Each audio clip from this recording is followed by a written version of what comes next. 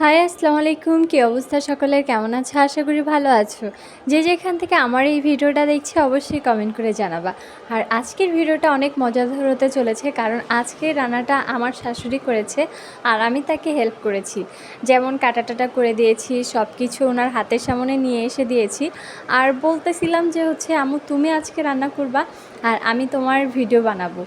তো একা ভিডিও করতে গেলে কিন্তু অনেক ঝামেলা হয়, কিন্তু আরেকজন যদি পাশে থাকে তাহলে কিন্তু ভিডিওটা অনেক সুন্দর হয় আর গোছানোভাবে সব কিছু করা যায়।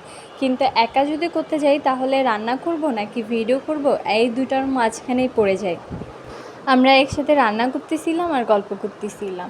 অনেক ফ্যামিলিতে আছে যে বিয়ে হওয়ার পর মেয়েরাই শুধু রান্না করবে, ঘরের বউ সব কিছু সামলাবে। আলহামদুলিল্লাহ যে আমার শ্বশুরবাড়ি এরকম না। আম্মু যখন মন চায় আম্মু রান্না করে, আবার আমি যখন অসুস্থ হয়ে পড়ে তখন আম্মু রান্না করে আমার সামনে দিয়ে দেয়। এই দিক দিয়ে আলহামদুলিল্লাহ। আমার আজকের ভিডিওটা কেমন হয়েছে কমেন্ট করে অবশ্যই জানাবেন।